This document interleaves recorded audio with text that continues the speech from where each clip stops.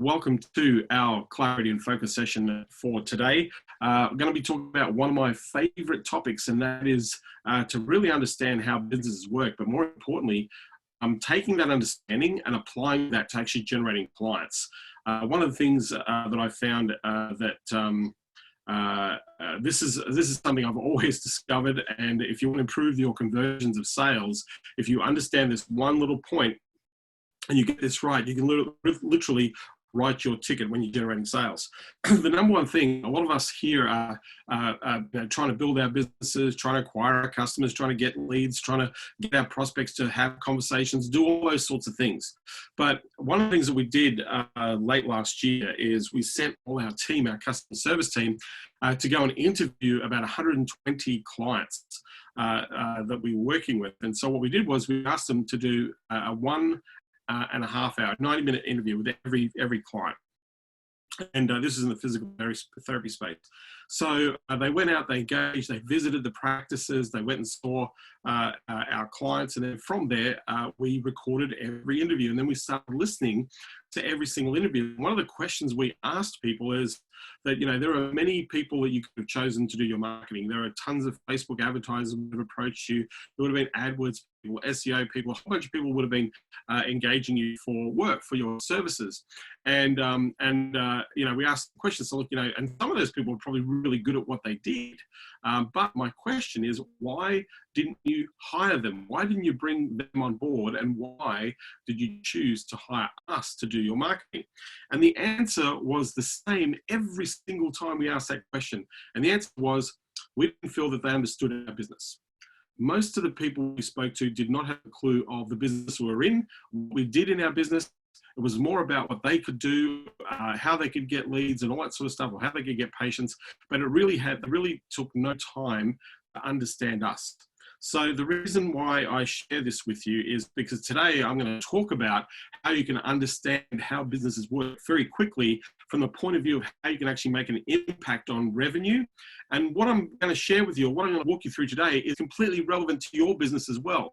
So how I'm going to map this out, you can actually use this structure or this process I'm going to share with you to literally lay that over a business and very quickly identify the level of activity, what needs to be focused on, the things that need to be paid attention to in relation to how a business can move. And sometimes with the method or with what I'm sharing with you today, sometimes the smallest change, the tiniest change can make a huge difference and impact in revenue. And it's the same with your business now.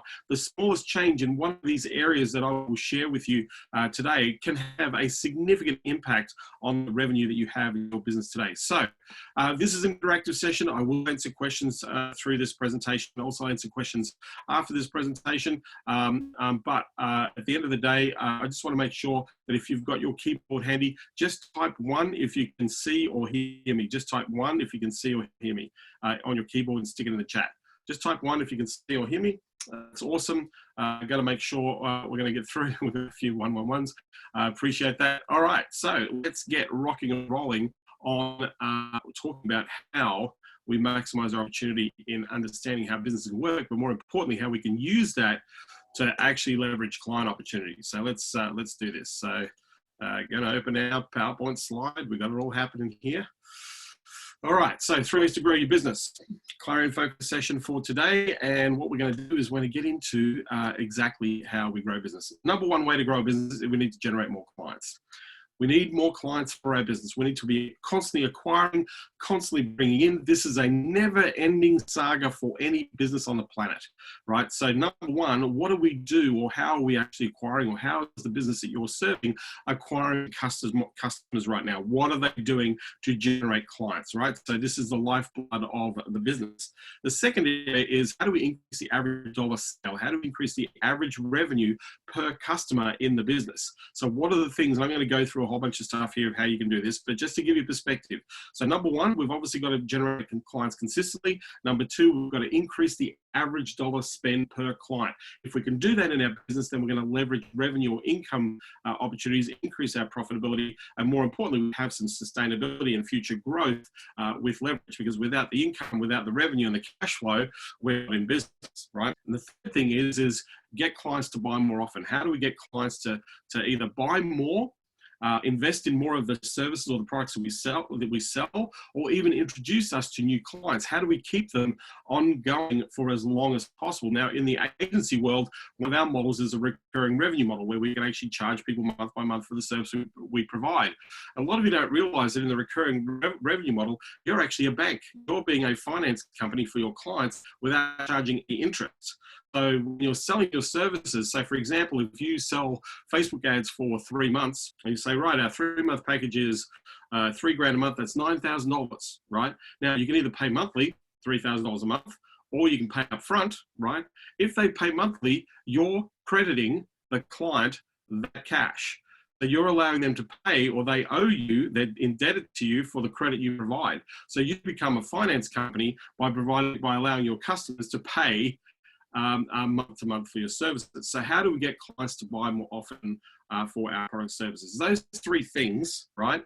More clients, more revenue, more often is the deal, right?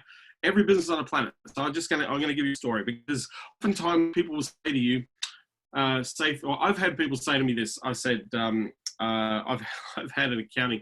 This is an accounting firm, right? A fairly large accounting firm. They had about 20 partners. They were doing okay. They were in the about the $15 to $20 million range in their practice, so they were doing okay.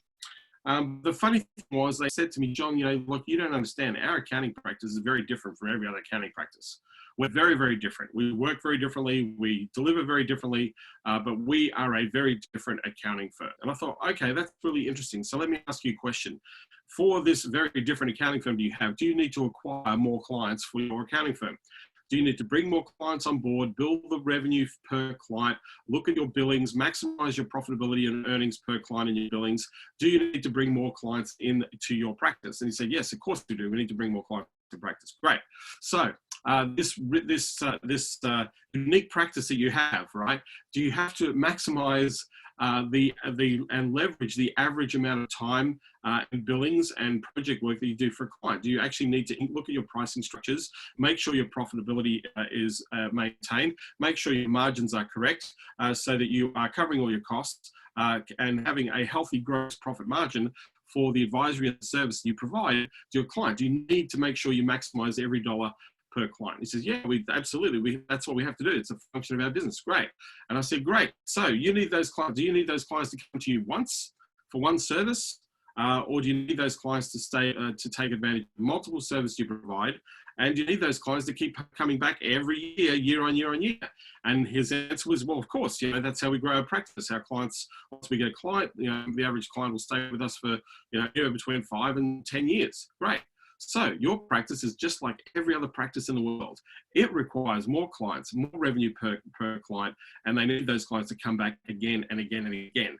Every business on the planet, your business as an agency is exactly the same thing. You need clients to come into your business. You need those clients to invest as much revenue as possible for the service you provide. And you need those clients to keep hiring you either for multiple projects or to keep hiring you to deliver the service you deliver for as long as possible.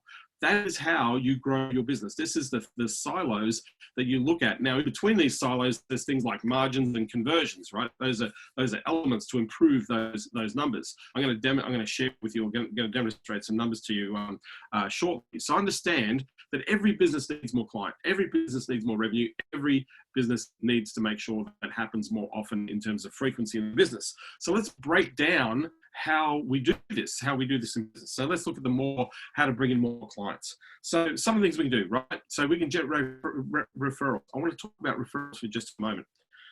If you talk to most service-based businesses and ask them, where does most of your business come from?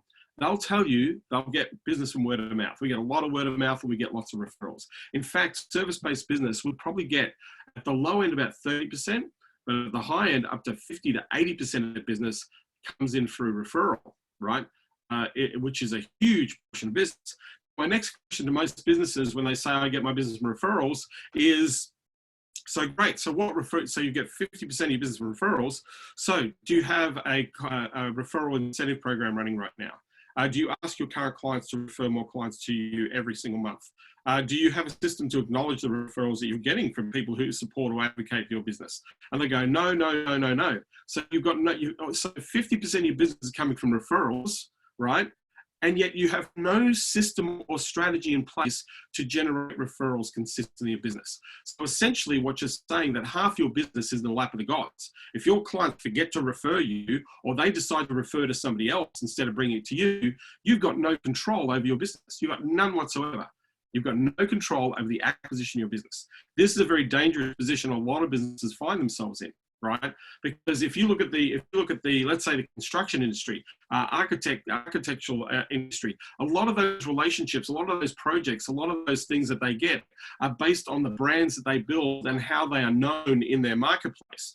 So if they're really well known, they'll get in on the deals. If they're not well known, then they'll miss out on opportunities, right? So then it's a game of how do you build relationships. One of the champions that I'm working with, one of the strategies that their client has in place is what they're doing is they're hiring very key people of influence in very high levels in government and in commerce that have very great big connections. And so their strategy is to bring those people into their company and then enable them to introduce them to all those connections to generate the referrals and recommendations that they have for the big projects that they come up. That is their strategy. Their strategy is a hiring strategy of influencers, and those influencers have the relationships that they want so that they can actually generate clients more effectively and efficiently in their business. So understand, referrals are a huge, huge part of business, but a lot of businesses don't have systems for referrals.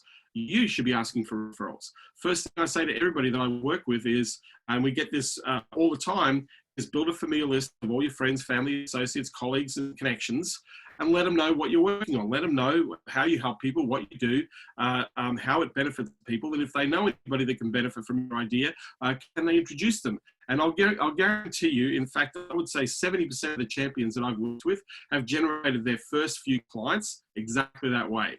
Who do you know? I'm doing this. I'm just letting you know that I'm in this business. This is what we're doing. If you know somebody who can benefit from this, can you introduce me to them?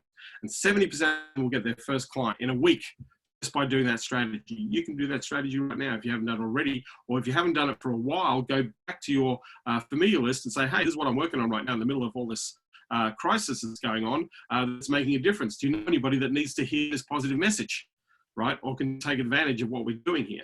So understand the referrals are very, very big. So how else do we get them? Mainstream advertising, TV, radio, media, okay? Facebook ads, we get them through Facebook ads. We do Google ads, we do SEO, we do live events and web events now, not so many live events. Trade shows, not so many trade shows now, virtual trade shows, sponsorships, social networks, strategic partnerships. How, if you sat down with a prospective customer and said, hey, let's look at your options here in the business for the first time, perhaps, if we sat down and strategically looked at your opportunities of how you can make an impact on number one area for acquiring customers, can we go through what that looks like for you, right? And if you're running ads, great, let's ask questions about ads, right? If you're running ads in mainstream newspapers, let's ask questions about those ads. Can you track and measure those ads? How much business do you believe you get from that? What sort of return or rate of return result do you believe you've had so far? What part of that strategy do you not like? What do you do like? It allows you to analyze very quickly to become the advisor by asking the question of how do you acquire customers in this business? But the other side of the coin here is if you learn how businesses in a particular niche acquire businesses, then you can go to the market with the exact strategy and say, hey, this is what's going on out there. We know that this works. Here's how you can actually add the very thing you want to do, that is to have a consistency and a predictable flow of clients in your business. So how do we bring on more clients? And we're going to look at, when we say that we do a certain thing to bring on clients, well, great. How is that working for us? What is working? What isn't working? What impact is this making, right, on our business? Because if we don't ask those questions, how do we know that we're being effective with that strategy? Or if we do start asking the questions, maybe we start to realize where the opportunities are in business, right?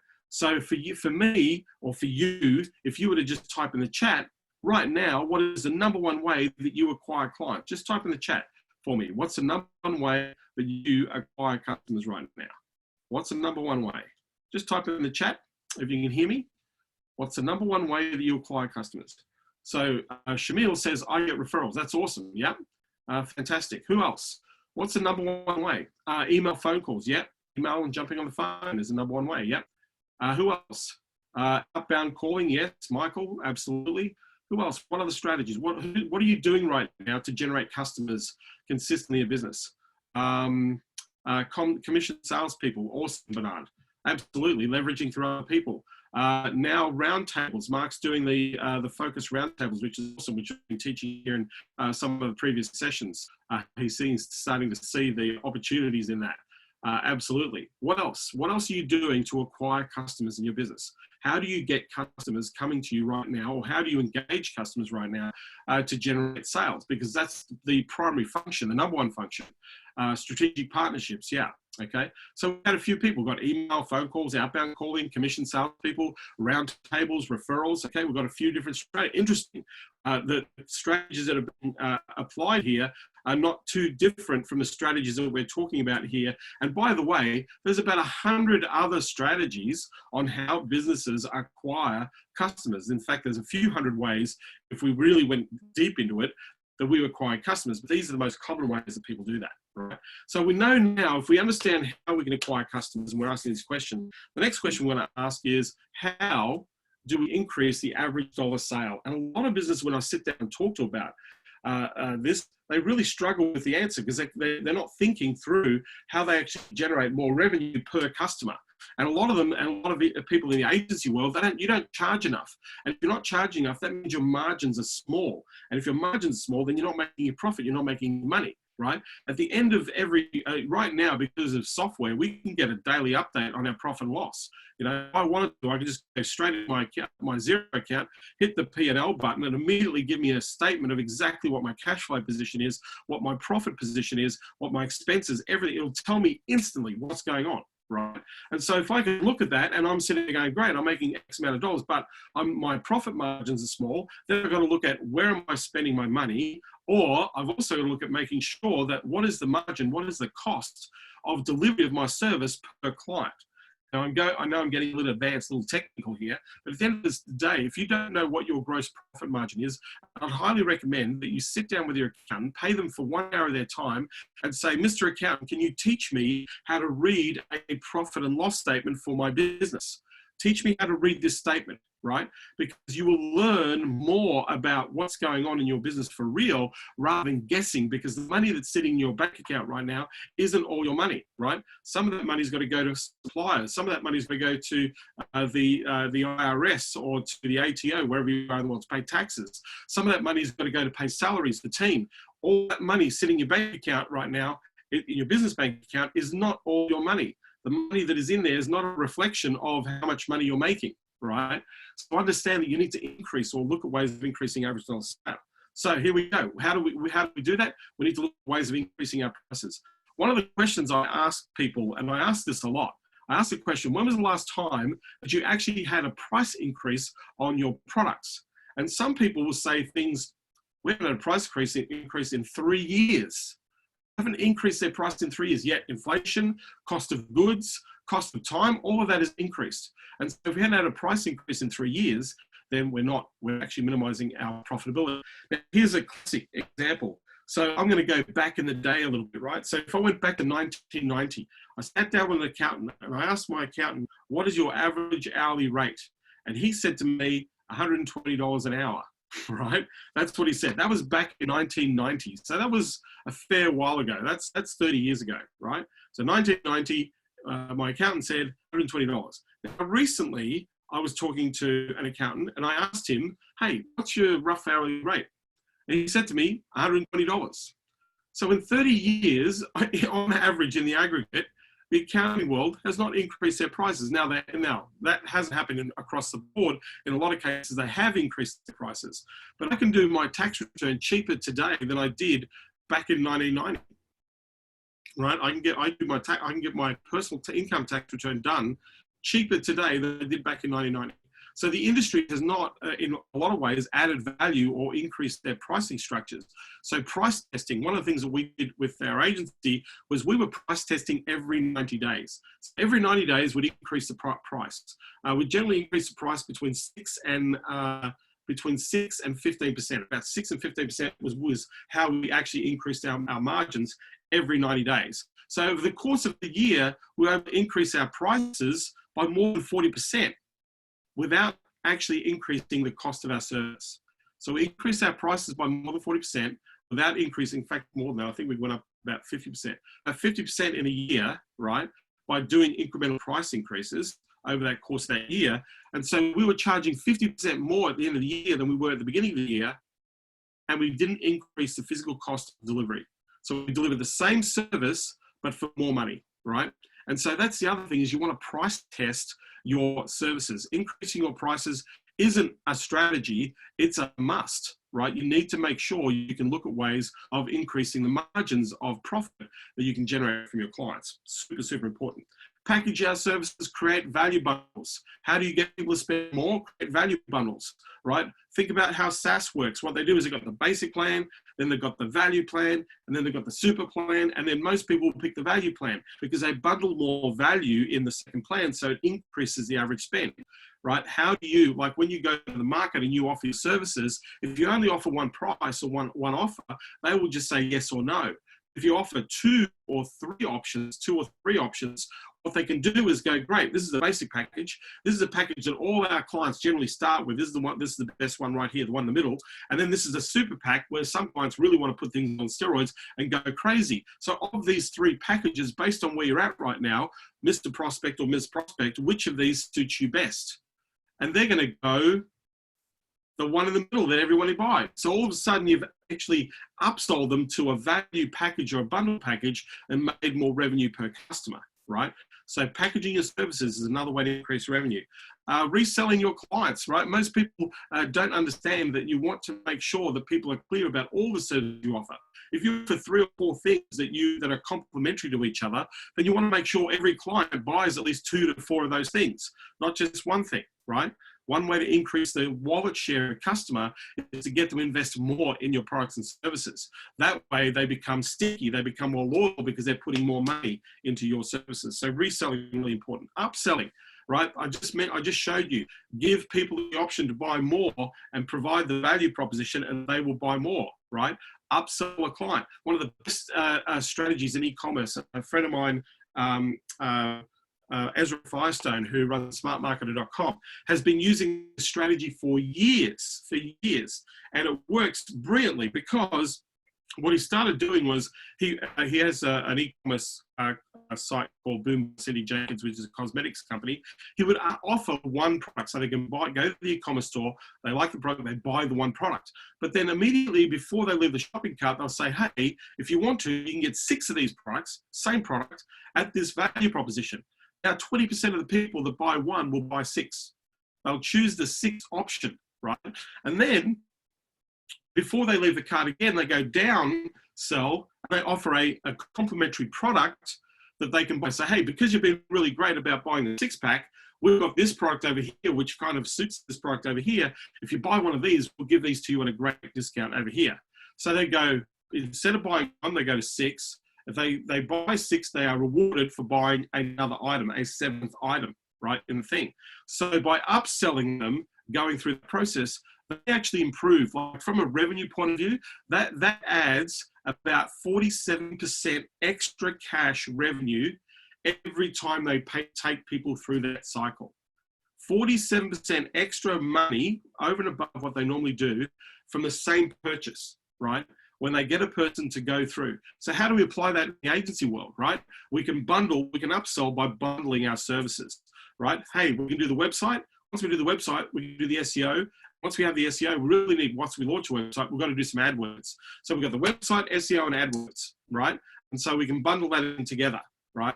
Or if you want the whole enchilada, we'll do, right, conversion rate optimization, or we'll do reputation management, or those sorts of things down the track. So you can upsell them in bundles. But upselling increases the average spend, right? Launching new products. Launching new products and going back to your customers and saying, hey, you're a great customer. We're just about to launch a product. There's this little tiny company. It's called Apple. Apple is doing this right now, right? In fact, it's just relaunched the iPhone SE, which is a small form factor of the iPhone because people like, the convenience of it. It's the cheapest iPhone you can buy right now. I don't know how much it costs, about $500 or whatever like that. But they're just launching it. Now, you can't buy the phone in stores because for the first month, what they're doing is they're pre-selling the phone. So you can get the phone before anybody else, right? So they go back to all their loyal customers and say, hey, launching a new iPhone SE, would you like to get your hands on it before everybody else? And they sell out production in the pre-launch. They sell out their production in the pre-launch, and then they've got enough inventory to produce for the sales within the stores. Now, naturally, we can't go to an Apple store right now because it's all shut down. But what they're doing right now is what they're very good at is launching a new product or pre-launching a new product. If those of you know Jeff Walker, the product launch formula, that strategy, Apple has had that strategy since Steve Jobs. That was Steve Jobs' idea. How do we warm people up, let them know it's coming, let them know it's coming, let them know it's coming, drip feed a few features out there, drip feed a few things, and then bang, it's here, and the sales just go through the roof, right? That's essentially the product launch formula strategy, right? So launching new products increases the average sale within the market, and somebody's just gone and put in a chat, right? Tesla does it as well. Yeah, absolutely. Tesla does that as well. On the they pre-launched the Model 3.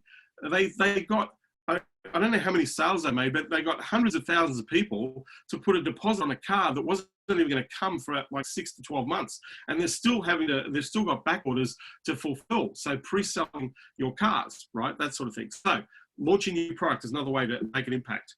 Next, subscriptions.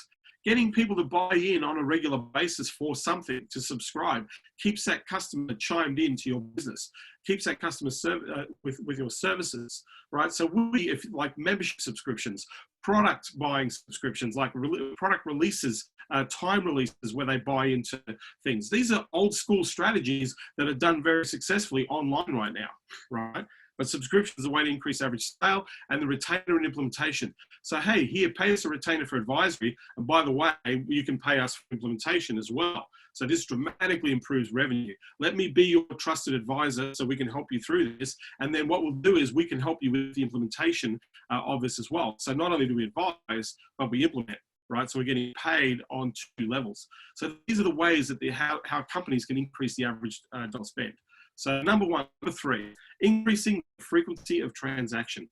This is probably, and a lot of people ignore this because this is the unsexiest part of business, right? The sexy part of business is where they can see a direct result, bring in the sales, new customers, right? The other side, other end of the scale, this is the area where you actually make your business fly and grow, is increasing the frequency in transactions. This is where you need to spend your strategies. The question you've got to ask yourself is, in terms of what you deliver, how does what you do impact on the increasing of frequency in the transactions, right? So client retention systems, most people don't have them. Most people don't have a system to do. So one of my friends, Damien Papworth, who hops on here every now and again, or who hops on here regularly, one of the things they do at the end of every week, they do a traffic light assessment of their clients. Right? Green light, clients awesome, fantastic. They're really happy, super happy with business. Yellow light, haven't heard from them in a little while. Not sure where they're at, but they're still paying. They're okay. They're getting results, but we need to reach out to the yellow light people. And then the red light people, hey, haven't heard from them in a while. Things are still going. We're getting some results, but we need to engage and we need to communicate. Or this account is a problem. You know, we're not getting the results or we're not getting the outcomes, right? But if we actually manage our clients in that way where we're paying attention, I do this at Consulting Unleash, we do this at the Breakthrough in the agency, all of these things, right? Client retention is absolutely key, because for every client, when you lose a client, you lose that capital, that revenue. And sometimes more than one client will leave you at the same time. So all of a sudden you go from having 6 clients down to 3 clients. You go, holy crap, I've just lost half my income, right? And I imagine that's happened to a few of you here, right? You've generated a few clients, and then what's happened is all of a sudden you lose them. Now you're going to go and scramble and go and get clients, right? Or the other problem that people have, and this is what the agency people do very often, is you say to the client, you can leave anytime you like.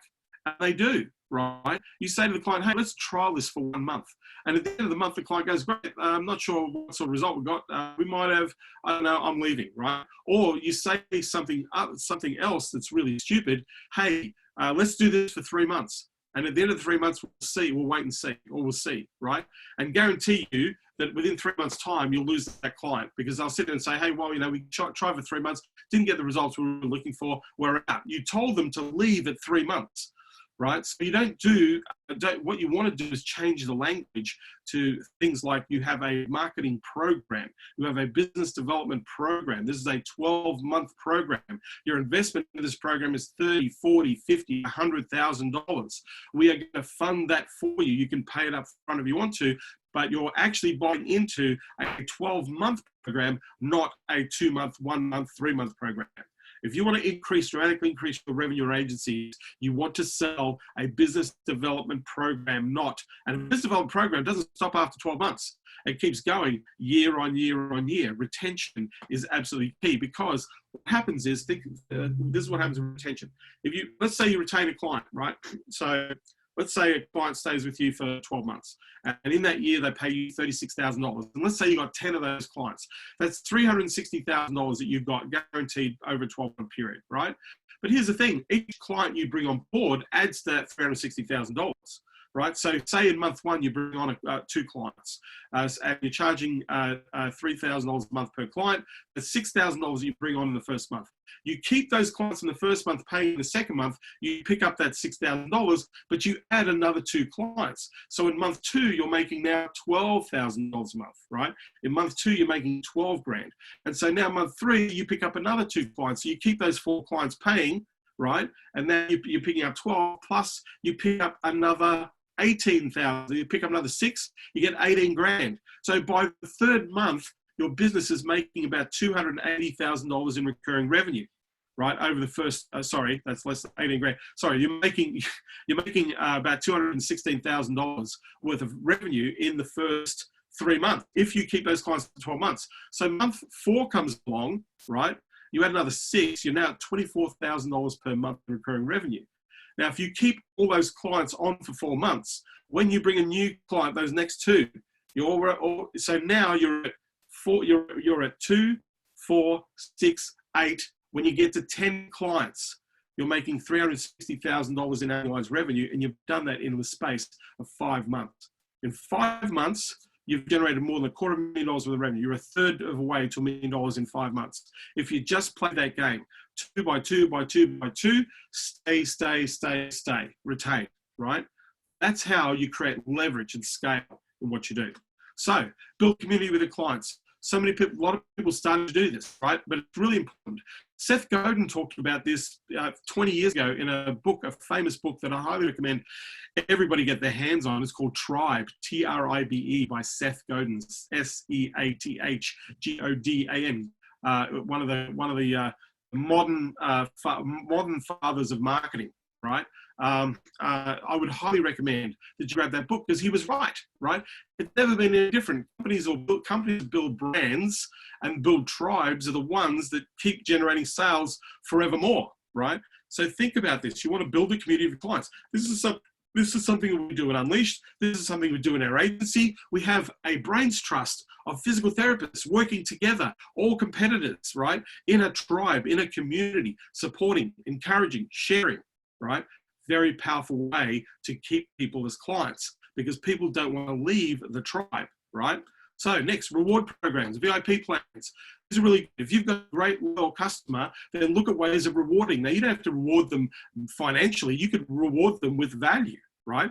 But reward programs work very well to keep clients in. I'm a member of many frequent flyer programs, which are useless to me right now because everybody stopped flying.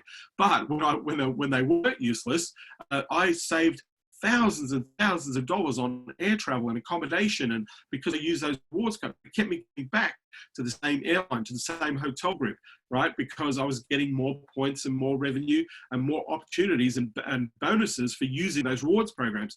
So they kept me coming back in by creating a VIP program for me, right? Referral programs. We should always be asking for referrals as part of your client, because if your clients are really happy, they're going to refer customers to you. If the clients are not happy, they're not going to refer customers to you. So the more happy that you are with that clients are with you, the more referrals you're going to get, right? So you need to make sure that you're maximizing your opportunity for referrals by having a referral program. Asking your clients, who would you refer, right? Can you refer somebody? Who else do you know that would benefit from what we do? This creates frequency of transactions, right? Cross-sell. What else do we offer? So it's really funny. I see this all the time, and I see this in agencies that have more than one product or service. I see agencies that have clients that only do Facebook ads with them, and that's it. But they also do SEO in their agency, but they haven't offered it to the client. But their client will take Facebook from them, SEO from somebody else, websites from somebody else, AdWords from somebody else. So they'll work with 5 different agencies, right?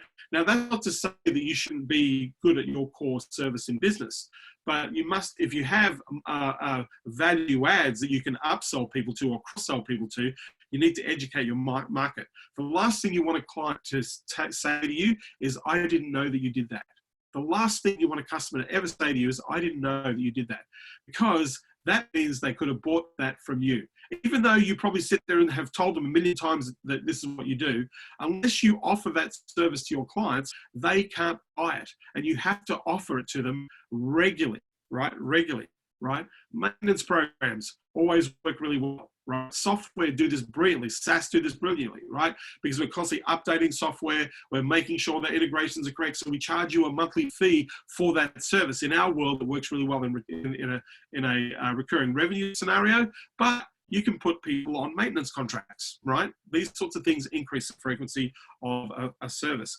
Now, I'm just going to escape out of this for a moment, and I just want to bring up my iPad. Hopefully you can see my iPad on the screen. Can you see my iPad on the screen?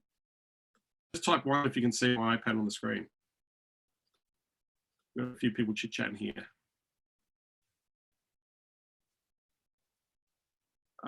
Nope, can't see it.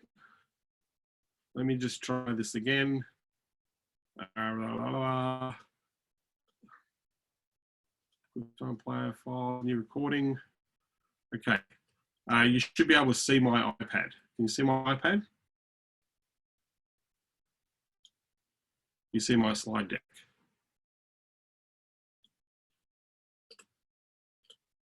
So, can you see my iPad? No iPad. Okay. So, let me just stop sharing my screen for a second, and I'll reshare my screen, and I'll open my iPad. Can you see my iPad now?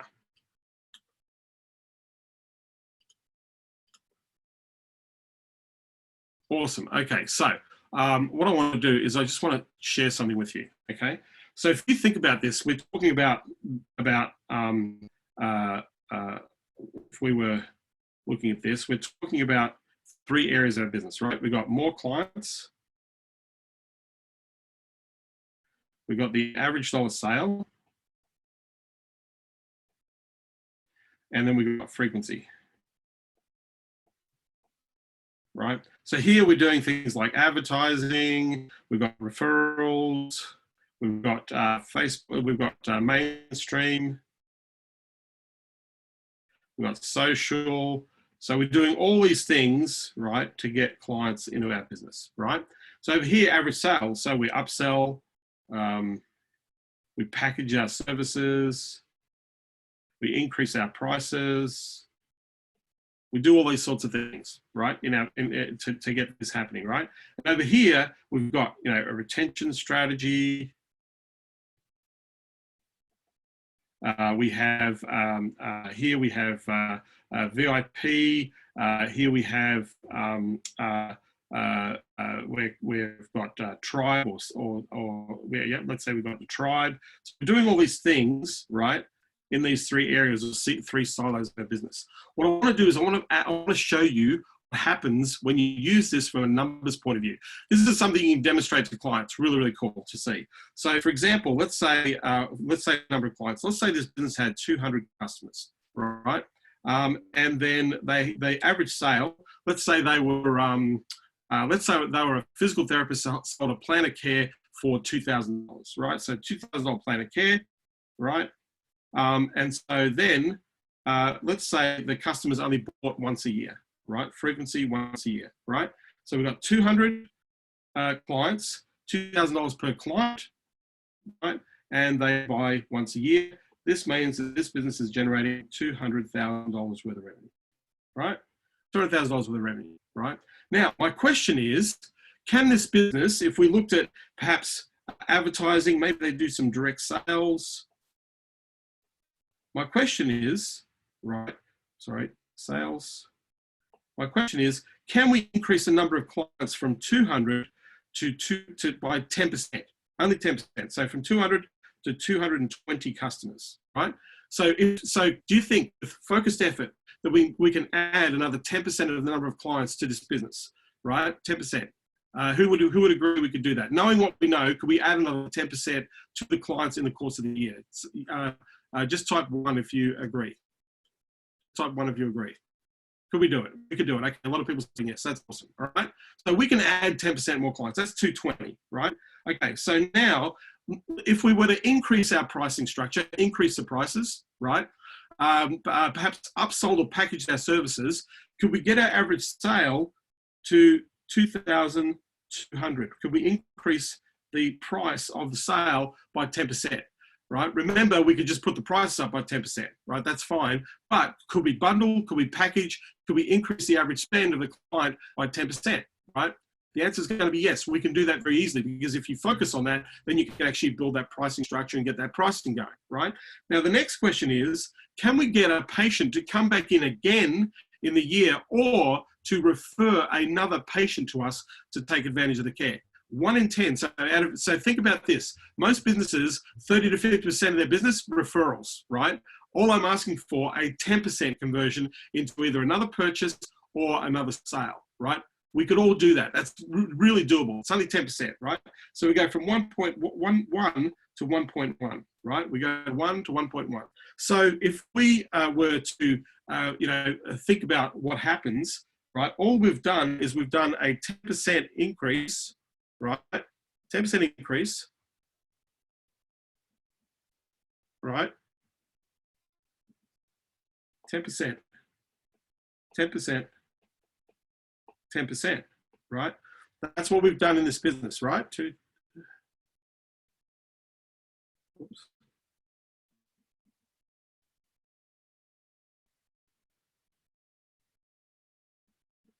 So essentially in this business here, 200 times 2,000, right?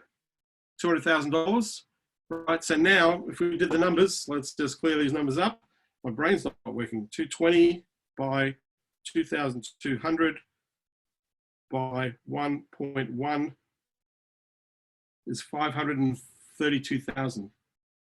So that's 400,000, sorry, 532,400 is the new number, right? A 10% increase across the board is actually a 33% increase in business. A 33% increase in business if we increase the business by 10%, 10%, 10%, right?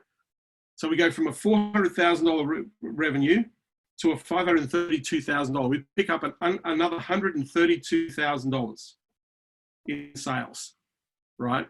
In revenue. All we did was increase the numbers by 10%, increase the average sale by 10%, increase the frequency of purchase by 10%. I'm having a very slow brain day today. So, getting back to our presentation here. Reshare. Back here. So understand, right, what I've just shown you is if we worked on those little angles, the question I'm asking you is how does your service help with bringing more clients in, help with increasing the average sale, help with actually maximizing frequency or retention with a client, right? So 5 functions of any business. We've got to generate leads. We've got to nurture leads into building a relationship. We've got to develop an optimized sales conversion process. We've got to deliver great to outstanding results for our clients. And we need to retain and resell and upsell your clients. These 5 things contribute to those 4 things that we talked about, right? These 5 things contribute to more clients, more revenue, more often. So I'm going to go back to you. In fact, I'm going to ask questions. Any questions? Biggest takeaway from what I've just shared with you? Biggest takeaway from what I've just shared?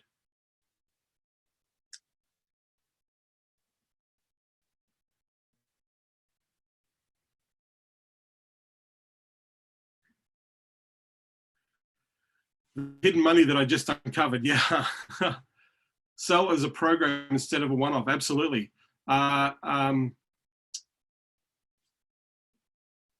Yeah, you took away how easy it was to share the value of your services, Shamil. Awesome. Be more strategic. Yeah. If you, like I said, if you understand how a business works, then it's much easier for you to help them with what service you provide. Because whatever the problem is, whatever the gap is, you can literally just plug your service in that, right? Yeah, a 10% increase across the board can result in a 30% increase in revenue. Small incremental steps create big impact. We're leaving so much money on the table. Absolutely, Mark. We always leave so much money on the table. Because what we're thinking about is we're rushing to what we want and not thinking about what the client needs in a lot of cases. right? We're not actually taking that focus of trying to help. We're trying to think, hey, we know that we can do this. Let's do this, right? So then it becomes more about you, not about the business. And oftentimes I've sat down, this very process that I've shared with you, I've oftentimes sat down with clients and said, look, just putting it aside, we know, this is what we deliver. But at the end of the day, that's not going to help you. What we need to do is we need to understand where you're at right now, where the impact can happen. Because oftentimes we've sat there and, we talk about reignition campaigns, right? And we sit there and say, well, if we looked at this map of the 3 ways to grow your business, right? If we looked at this map, one thing that we're noticing is that you haven't run any campaigns to your existing clients. You don't offer anything to your existing clients. If we could take a service that you provide, which of these services, these added services you provide, will benefit your customers right now? And they'll say, well, probably about 60% of our customers should be buying this service right now. So why don't we put an offer together to offer that service to those 60% of the customers? Right now, if you pick up another 10 or 15 or 20 sales over and above what you're doing right now, that's going to add another 20 to 30% revenue in a month just by doing that one thing. But if a client can't see it, they don't believe it, right? Like if you tell them, right, they don't believe you. But if they see it and they tell themselves, they believe what they say, right? So if I sit there and say, hey, well, let's go worst case scenario, right? What do you think you'd get? Oh, we should be able to get a 30% conversion rate. Well, let's drop that a little bit. Let's be conservative. You say 30%, I say 15%, right? Half of that, right? Well, let's work out what a 15% increase in revenues per month. And for them, that might be an extra 30 grand or 40 grand a month, or it could be 100 grand a month, or it could be $1 million a month, right? And then you go, great, that's an extra 30 grand a month. So by looking at this one little thing, what we're saying is we can add $360,000 worth of annualized revenue by doing this. And we're doing this conservatively, half of the number that you selected, right? What do you think we should do about that strategy right now? Oh, well, I think we should put that into place. Well, great. Is it okay if I walk you through how we work together to put that into place, right? They sell themselves in that process, not you. It's not for you to sell them. It's for them to sell themselves. They've got to like you. They've got to know you. They've got to trust you. Go, hey, I want to do this. And you're the guy I want to do it with, right? That's the place that you want to get to in the market.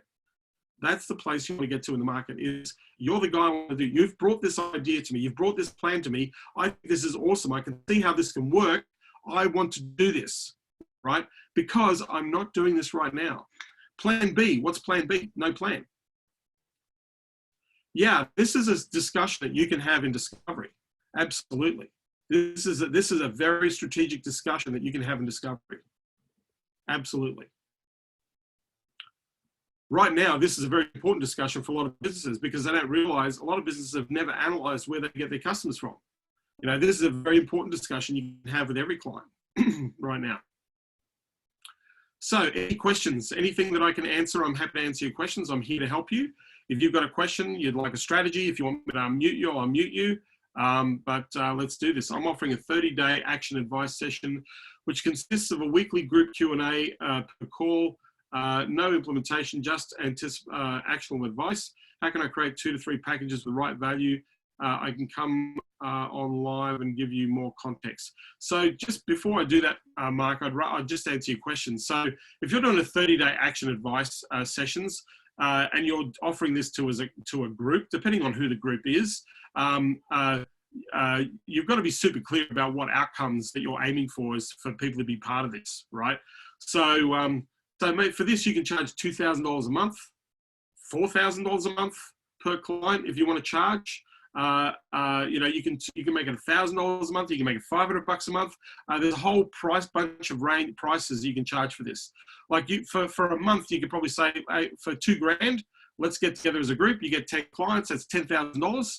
And at the end of the month, say, great, who wants to, if you've been really proactive with the group, most of them will stay for month 2 and say, well, why don't we bank this up for 12 months? And now you're going to pick up $120,000 worth of revenue just by doing this, Mark, right?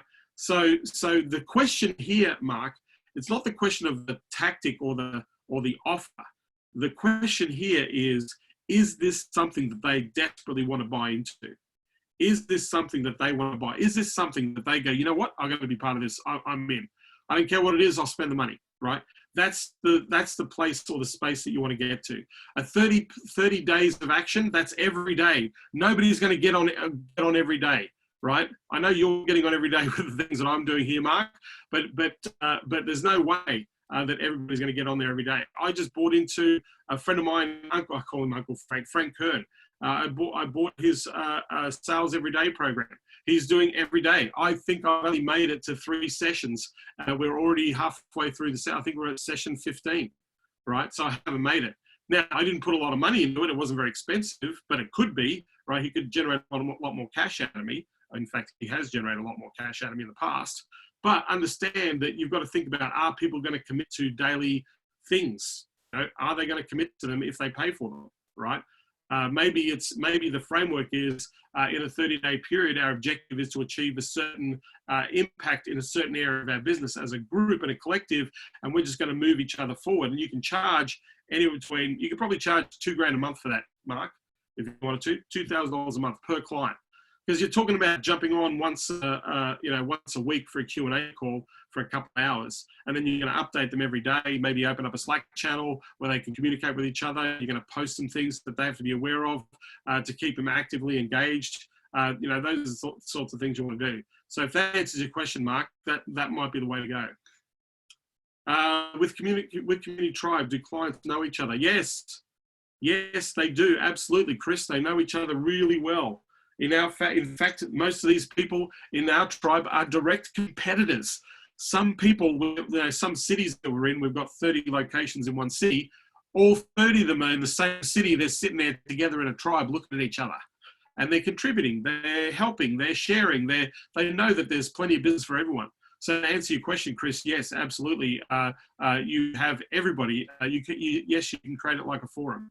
I have a friend of mine, James Shremko, who does this brilliantly. He has a forum group where everybody just comes in and chimes, and he's on there every day, answering questions and coaching and doing that sort of stuff. So yes, absolutely. Any other questions? If you've got a question, I'm happy to answer your questions. James Shremko, runs Superfast Business. James Shremko, superfastbusiness.com. So yeah, he's got a whole subscription thing happening, and there's a lot of engagement. So there's a forum. They don't have a Facebook group. It's all in the back end. So they communicate in a forum like channel.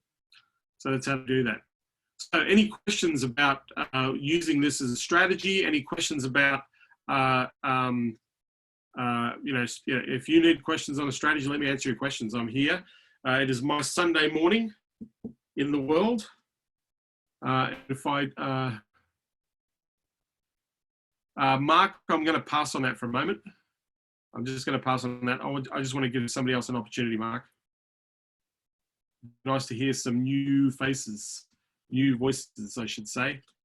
Bernard, Abola, if you want to have a chat. Andrew Sue, if you've got a question, let's go. Don Ferguson, man, if you've got a question, let's go. Yep. Michael Nayola. Shamil Rodriguez, if you got a question, ask a question away. That's because James has asked really good questions, Mark. Michael's typing right now. A strategy with renting funnels. Okay, Chris, have you got a microphone? Chris, just say yes.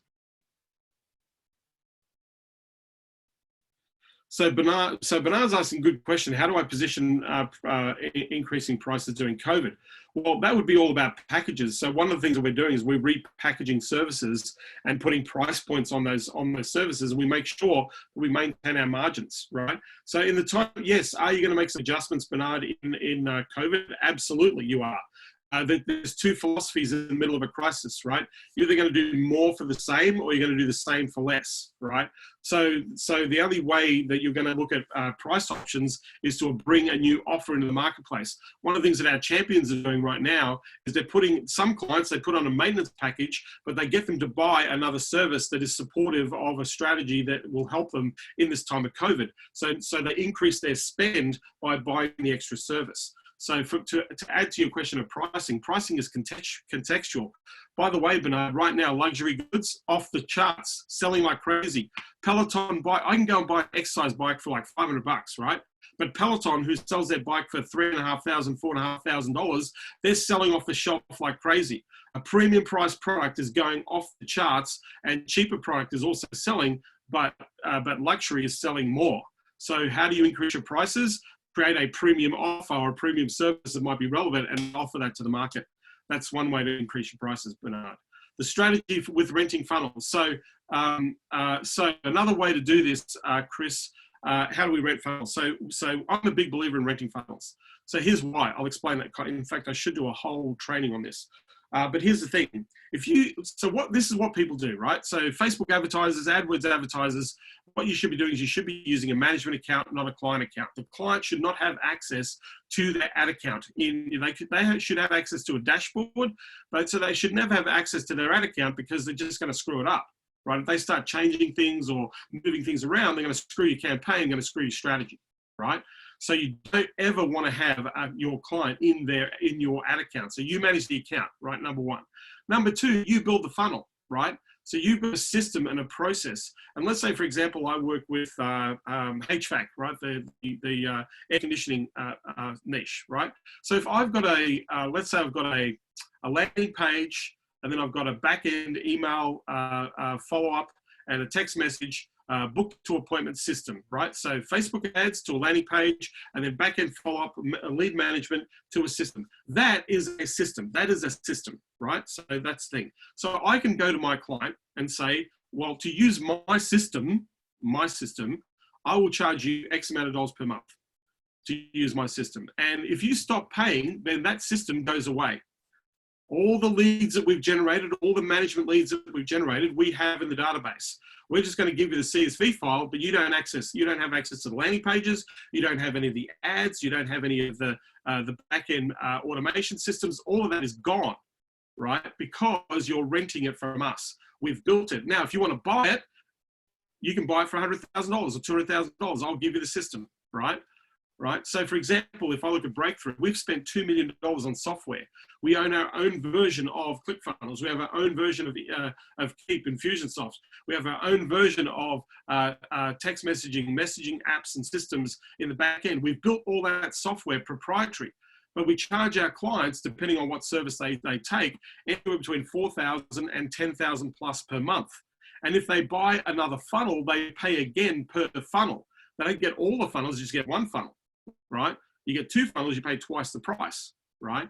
So you're renting the service. And so because it's a system and you're generating clients and revenue, if the client decides to stop paying, everything goes away. And so this turns this into a very sticky service. This turns into a sticky service, right? So renting a funnel as opposed to giving a funnel away, very powerful, right? You own the proprietary system. So you need to create a naming convention for it. You've got to build a brand around whatever this product is. This is our ABC widget system, right, that you're buying into. We have Growth X program. We call it the Growth X program. I hate the name. I didn't choose it, but they did. But Growth X, right? When people invest, they're investing in the Growth X system, right? It's a system. So the system is you pay per month. Now, if you fail to pay or if you stop paying, we kick you out of the system. If it's like software, if you stop paying for the software, you lose the ability to utilize that software. So we kick you out of the system until you pay your bill, right? So that way you're renting a funnel as opposed to selling or giving the funnel away. Most people here, I'd love to know, what do you charge for funnels right now? Who's building funnels for people? What do you roughly charge for a funnel? I'd love to know. I can give you prices. I know people in ClickFunnels are building funnels for people for like $500, which is just crazy. Funnels that are generating hundreds of thousands of dollars a sale for $500. Just stupid, right? But then I know a funnel builder. In fact, one of my funnel builders charged me $100,000 to build a funnel for me, $100,000. And I paid it. And I know how to build funnels, right? I paid $50,000 for a product funnel. I got somebody else to build my product funnel. It was $50,000, right? Strategy, copy, design, automations, A/B split testing, the whole thing, $50,000. I paid cash for it, right? So Michael says $33,000 for a funnel fee and ad spend. But Michael, do you give the funnel to the client? Do they get to keep the funnel? Is that something they get to keep? Or if they stop paying, you just rip it away from them? So that you're renting. Okay, that's awesome. You're renting the funnel. That's awesome. That means that it makes you sticky. It makes you sticky. That's what that means. So hopefully that answers your question about renting a funnel. Create a system that works, a system that generates results, a system that you can actually report on, a system that you have a dashboard to. If you have a system, then you now have something you can rent. So you create a naming convention for that system and you call it something and say, this is the ABC client acquisition system, right? The ACAS system, the ACAS system, right? Okay. So now you've got a system. And so what you do is we plug our clients into the system. If they stop paying, they don't get access. Right. I had somebody, in fact, one of the champions I was working with, the company they were working with requested if they could take the ad sets out of his management account and put it into their management account. And his answer is no. That's my intellectual property. That's the system. That's the process we take. We don't give our ads to our clients. These are not your ads. What you're doing is you're hiring us to run the campaign. These are our ads, right? So that you're not driving, you're not giving, right? The client unleashed system, yes. So you're not giving the ads away. Don't give your creatives away. Don't give your ads away. I know they can copy them, but don't give it to them, right? Don't ever give that to a client because it's your intellectual property. You know, I've had other agencies come to me and say, hey, can we have all the ads from the previous? I said, no, you can't. They're our ads. It's our system. Check the agreement. In the agreement, it states that all properties, all the intellectual properties are our property, not the client's property. Anything we develop for the client is our property, not the client's property, right? Go to any company, any agency in the world, and I'll do exactly the same thing, right? That's your IP. It's your expertise, your understanding your process. Don't give it away. It's not for you to give it away, right? Because that's your system. So yeah. So what was the other question that was asked here?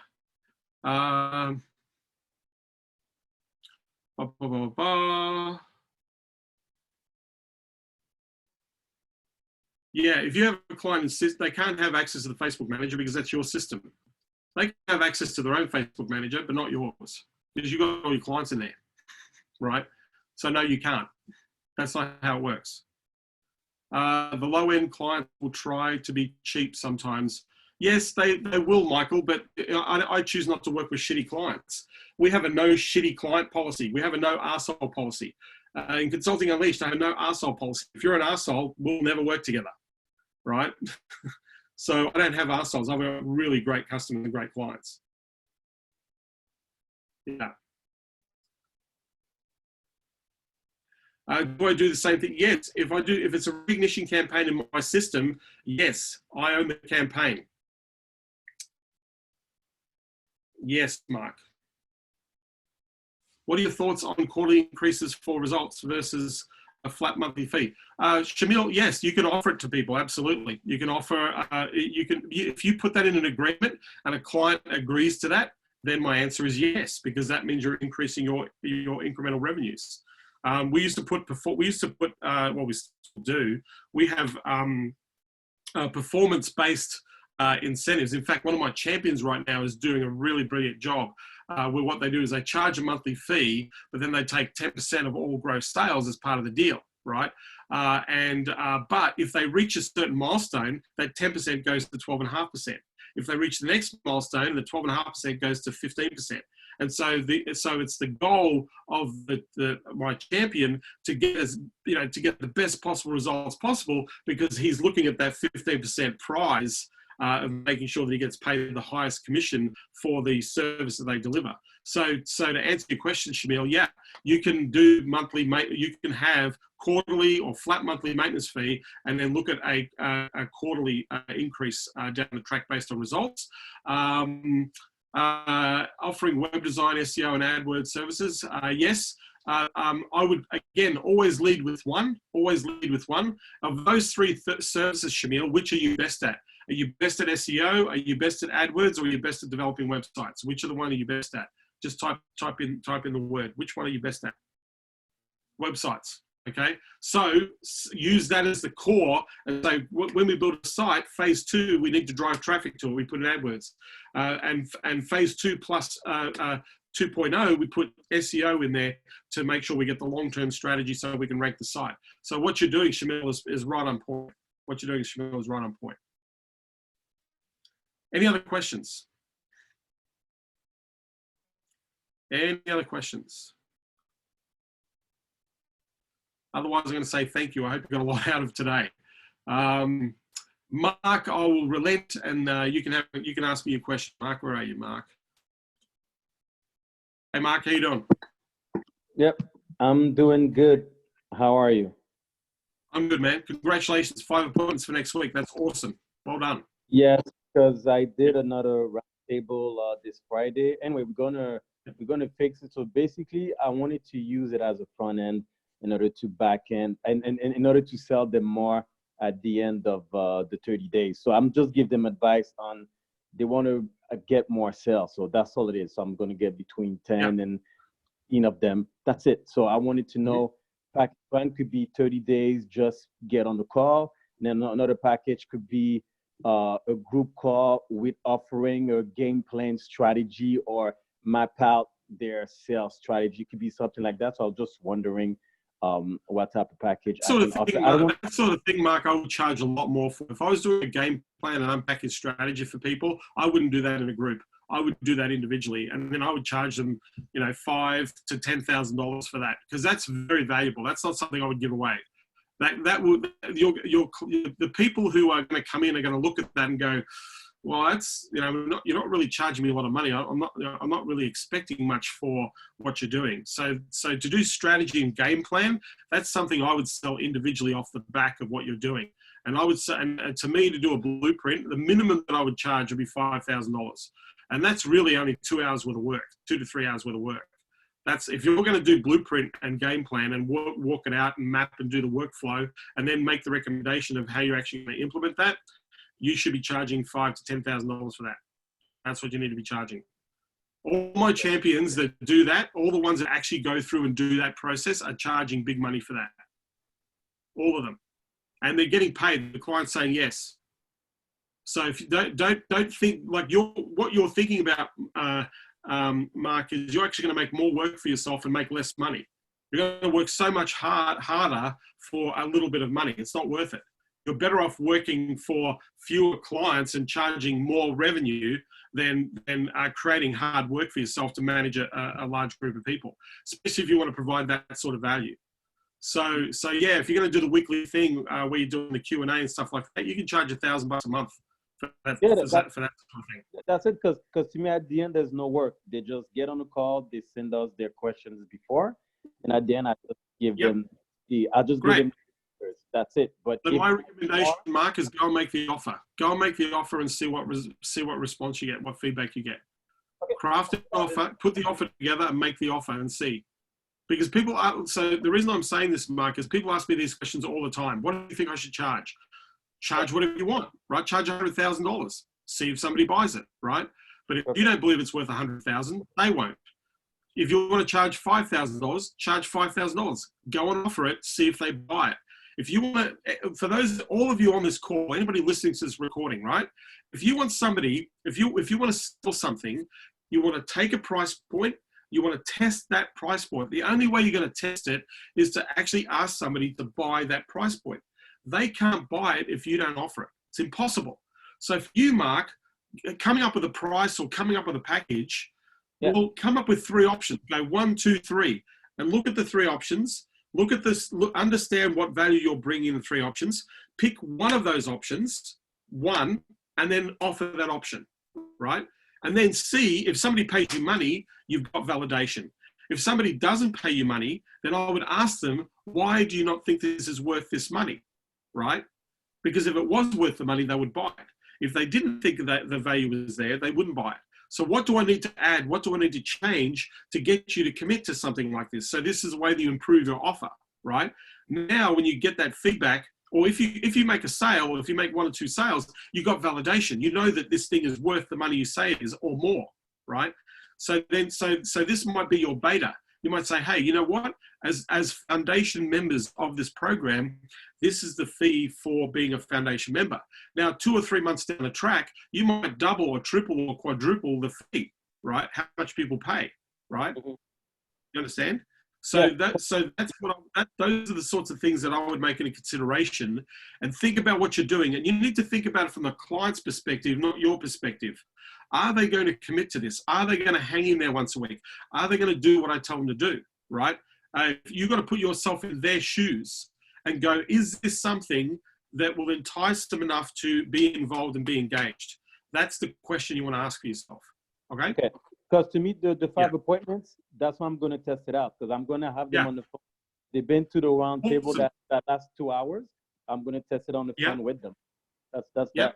So pick one offer and ask them to buy. Pick one offer and ask them to buy. And if they buy it, Mark, you've got validation. As soon as you've got validation, then you want to replicate that process over and over and over again. Yeah. Okay? Yeah, sounds awesome, good. man. Thank you. And I'll get back to you after I get those 5 appointments. I will tell you what the results were. Thank you. Awesome, man. I really appreciate you being on these calls, Mark. And thank you for being so proactive too. Good to see. So any other questions? I'll take one more question and then I'm going to head out. These recordings are recorded at consultingunleashed.com/go. So if you go there, you can get to our YouTube channel. You can get to our Facebook group, the Unleashed group. If you're not a member, go and jump in there. There are a whole bunch of things that you can take advantage of on that page. But if you know of anybody who should be there, please do share this link, consultingunleashed.com/go. It's on the screen right there right now. And invite people along to hang out, because I'm doing this every day. I'm coming back here tomorrow, same time, same bad channel, talking about new strategies, new tactics every single day. So what do we got? Any other questions? I'll take one more question. George, good to see you here, man. You should be taking your Sundays off. I've been seeing you every day almost, man. I appreciate you hopping in. Any questions? I'll take one more question. I was going to say thank you. One more question. No, we're good. All right. So thank you for watching. Hope you got a lot out of this session. Like I said, tomorrow, 3 p.m. PST, Pacific Standard Time, which is LA time, 8 a.m. Australian Eastern Standard Time. I'm here every single day, every day. Bring your friends, enjoy, or encourage others to come along. As I said, I'm trying to answer as many questions, trying to help you out as much as possible, trying to give you a better understanding and a better focus for your business. So thank you for being here. I look forward to seeing you. Enjoy your weekend. I will be here tomorrow. Thanks, everybody. Take care.